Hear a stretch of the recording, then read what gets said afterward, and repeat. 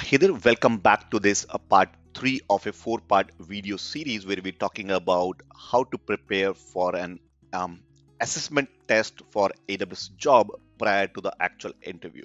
So, for those who, if you've already followed my part 1 and part 2 of this video series, then you can simply skip this part and go straight to the question answers. But if you've not, if you're jumping on this video for the first time, I'll give you a little bit background, and then after this after watching this entire video, I want you to go back to the part 1 and part 2 of this video series, and if you're watching on a future date, maybe the part 4 as well of this 4-part video series.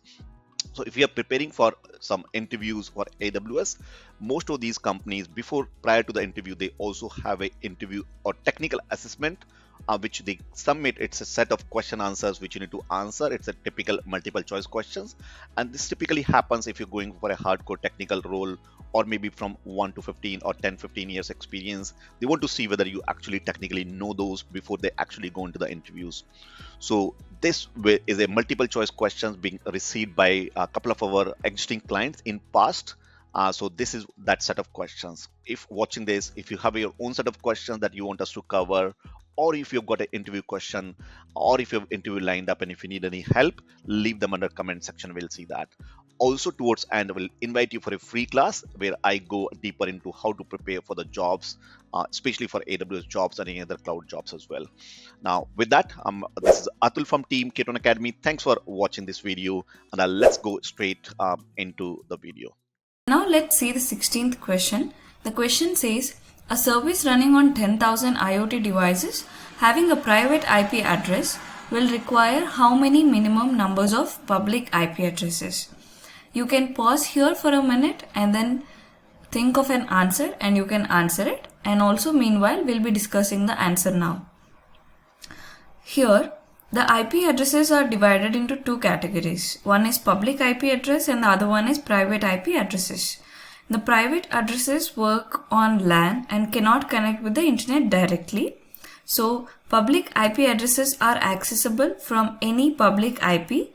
Any service running on 10,000 IoT devices having many private IP addresses will connect to the internet via one public IP address. So we can say that the fourth option is correct here, as we have discussed the explanation of this. And now coming to the 17th question, the get and dash methods are similar to one another, other than the server must not return a response body when responding to the request. The correct answer for this is a head request is just like a get request but without the actual data. So it's used to retrieve the headers which can tell us about the resource, like its size or its type, so without downloading the whole thing. So the correct answer here is the get and head methods are similar to one another, other than the server must not return a response body when responding to the head request. So this is the correct answer for our question. Now the 18th question is, which system will block website attacks? We can easily say that it is an application firewall, as it protects the website against malware attacks, acts as a filter, and also performs intrusion detection and blocks the malicious requests to your website. So the correct answer here is application firewall.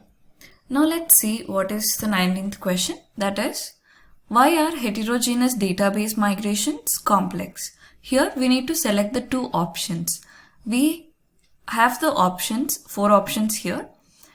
First one is SQL queries that run on the source database inherently run slower on the target database, and there may be incompatibilities of schema and database code. Keeping databases in sync can be challenging for live applications. You must export all data to flat files before importing it to the new database. And the explanation which we can provide for this question is, heterogeneous database migrations are tricky because the source databases and the target database engines are different. And also the schema, database code and the data type in the source and target are different and must be transformed before the migration starts. And they must be migrated because this is to match the target database as Oracle to Amazon Aurora or Oracle to MySQL, etc. So we can say there are incompatibilities of schema and the database code, which makes heterogeneous database migrations complex. And also we must export all data to the flat files before importing it to the new database. So these are the correct options for our question, which makes heterogeneous database migrations very complex. And the 20th question is, which steps are essential to accelerate a heavily used and globally distributed e-commerce application? Select all that apply. So we can select, this is a multiple question answer. So basically we have like 5 options here, that is disaster recovery site implementation, distribute the database globally, global content delivery via CDN, that is content delivery network, and then centralized logging and monitoring, and then use in-memory data stores to accelerate read operations. So here mainly we need to select the essential, which are the steps that are essential to accelerate a heavily used and globally distributed e-commerce application.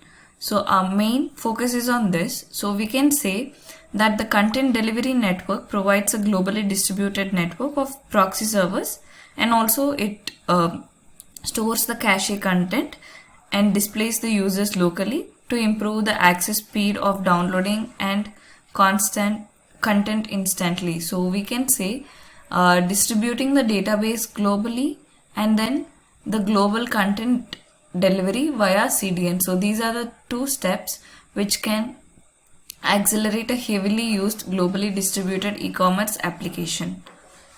Coming to the 21st question, what is the URL containing a question mark? Here this is the question mark followed by the key pair value code. We know that it is a query string, so we can directly select the answer here.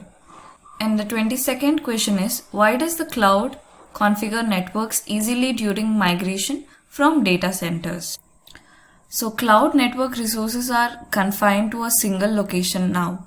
The virtualization of networks within WANs and routers make it easy to automate, and all cloud network providers must follow the prevailing network security and constructs and standards. So we can say they configure the cloud configure network easily during the migration from data centers. That is because networking constructs and standards adoption is equal to all the cloud providers. So this is why they are able to configure it very easily.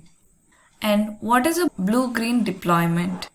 It is nothing but a 2 identical production instances of a same application running at a given time point, and the blue instance is idle and we have a gray instance that receives all data.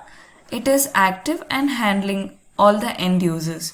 When the application is fully tested, checked and deployed in the blue, the router switches from the green.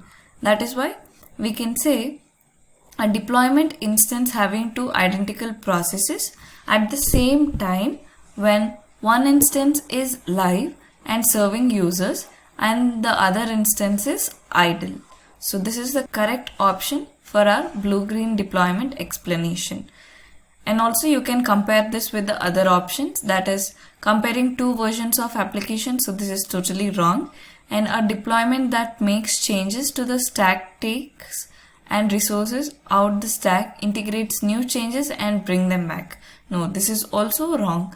A deployment system that rolls out new releases to the subset of systems. This is also wrong. So we can choose the first option, which gives a proper statement of blue-green deployment. Coming to the 24th question, that is, a company wants to move an application quickly from a local data center to the cloud. Which migration strategy should the company adopt for a quick move? All the 4 which are given here are the migration strategies, but we need to choose a strategy which is very quick so that we can move an application from the local data center to the cloud.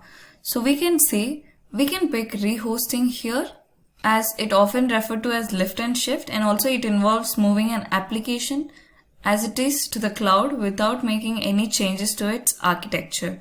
So this approach is generally very fastest since it minimizes the modifications and also interventions required to migrate the application. The next question is, how would you identify the key characteristics of the user datagram protocol, that is UDP? We need to select the two options here. So the UDP is connectionless and it does not implement the handshake process like TCP. So let's check the option. So it says no handshake implementation in the UDP. So this is the correct answer. And also UDP packets may arrive out of order due to their connectionless state and lack of flow control mechanisms. So UDP can have packet loss. So we can say packets arrival in is random in UDP. So these are the two correct answers, which are the key characteristics of user datagram protocol. So this is our last question for this video. Thank you so much for staying us till the end of this video, and I have something special to share with you. We have a free class on AWS, and the best part is it's available for everyone.